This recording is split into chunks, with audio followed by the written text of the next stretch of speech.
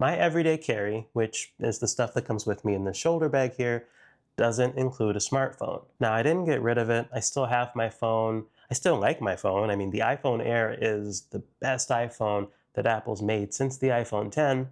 But I've kind of found, especially since the M5 iPad Pro came out, that I don't really need it day to day. And to be quite honest, it stays on the charger most days. My iPad Pro, with a little help from my Apple Watch and a few of the things in this bag, handle all of my tech needs when I leave the house. And it's great because I don't have to bring both a phone and a laptop with me. I can really just kind of center around the iPad Pro because it does things that both the iPhone and the Mac do, which means I can do more with just one device. So today I wanted to go over what's in my everyday carry bag as someone who uses an iPad as a primary device.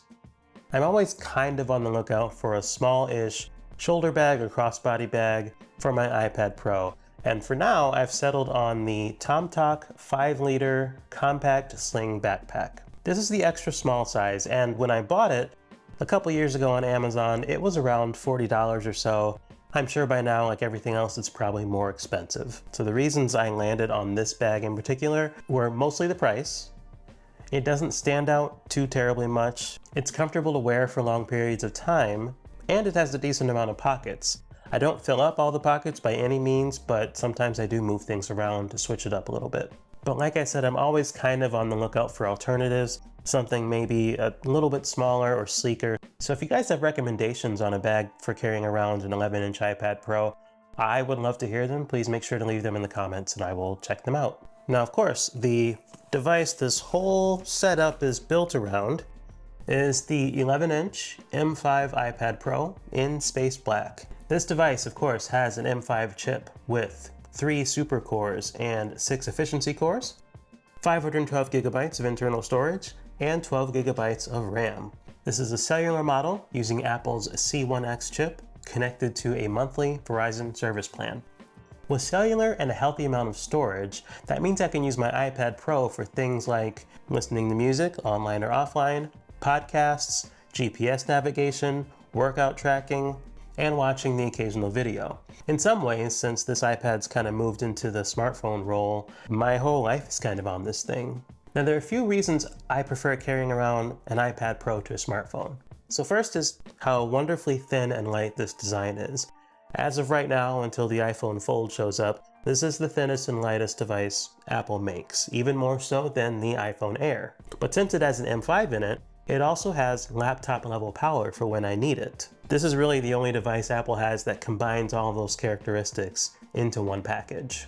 Next would be iPadOS 26. And I've talked about this in prior videos, but if you are using windowed apps multitasking or Stage Manager, when you open an iPhone-only app, it runs in a floating iPhone-sized window.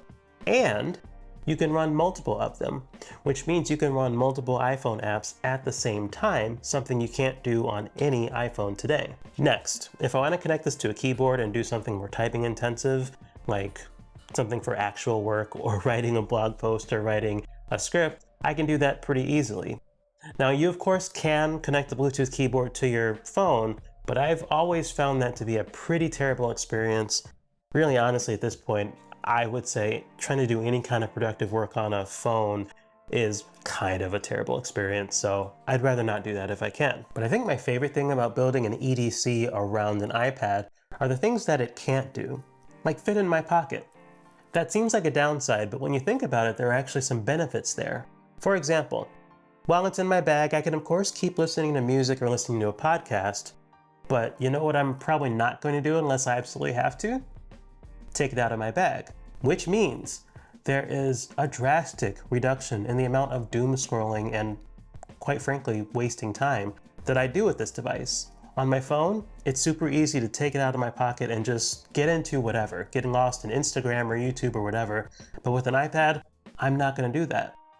And that carries over to like personal relationships. You know, I'm not going to go out with a friend and pull my iPad out of my bag and just start mindlessly scrolling while they're talking. It's going to stay in my bag and I'm going to stay completely focused and in the moment. And I think that is something people really need to consider. People today, more than I've seen in years, are really interested in ways of reducing distractions and getting more focus in their life. And using a tablet instead of a phone kind of reduces a lot of that mindless time wasting I would do when I carried my iPhone everywhere. It's not for everyone, but it's something to consider. The other thing that enables this whole setup, of course, is my Apple Watch. This is a Series 10 that I picked up pretty much the day it came out.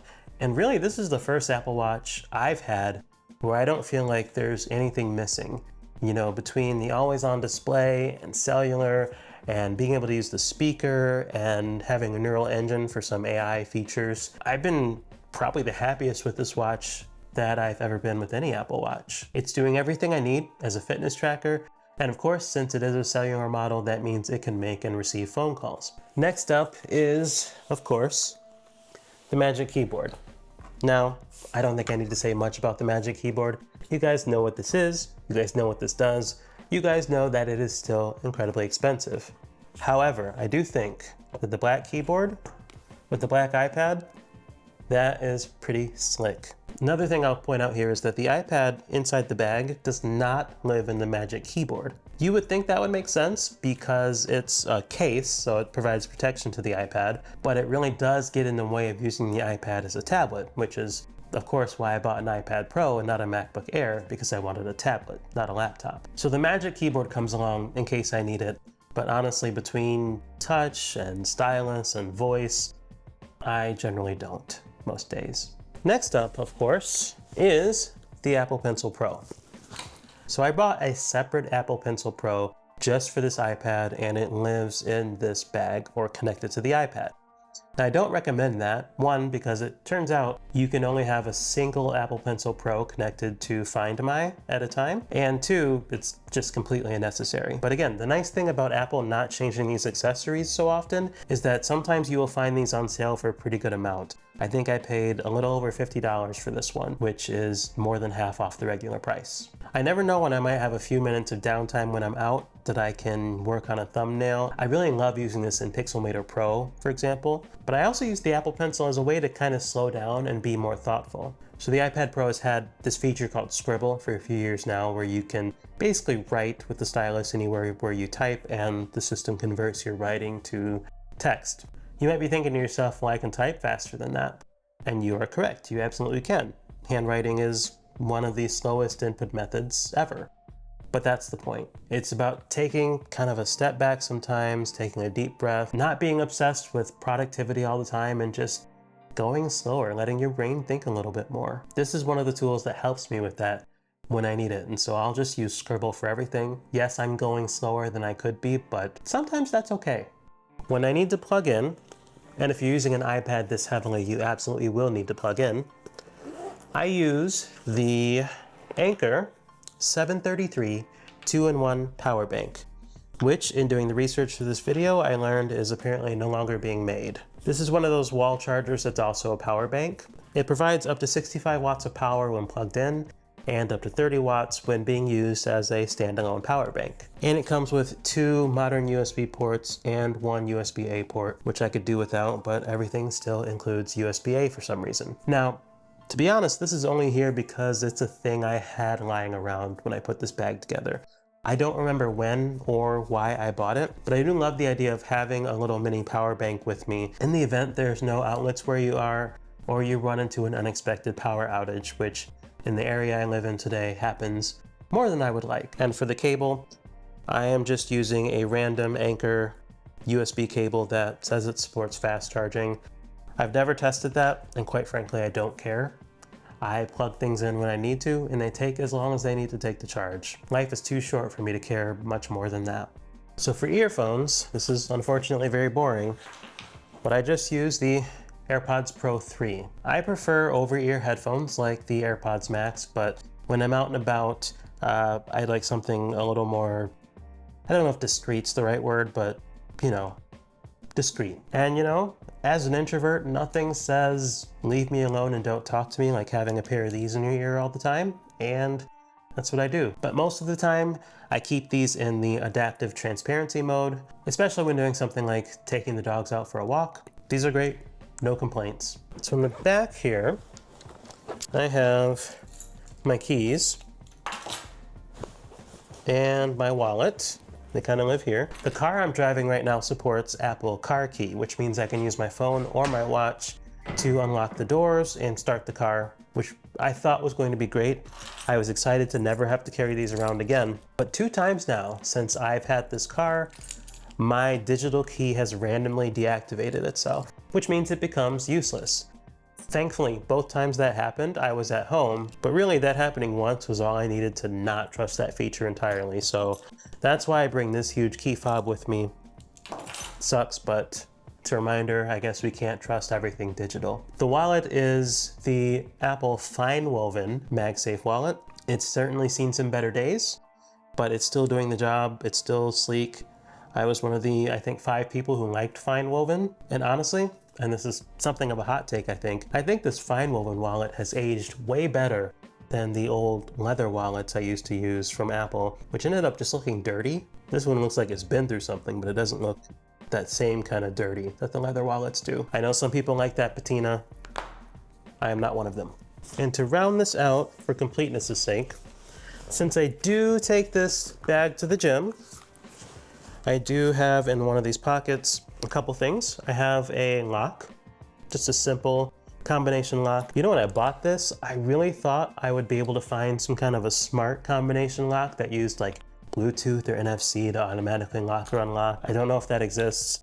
As I think more about it, it's probably a bad idea and completely unnecessary, but at the time I thought it'd be cool. And because I'm me, and this is a bit excessive, I have another set of earphones in here just for the gym.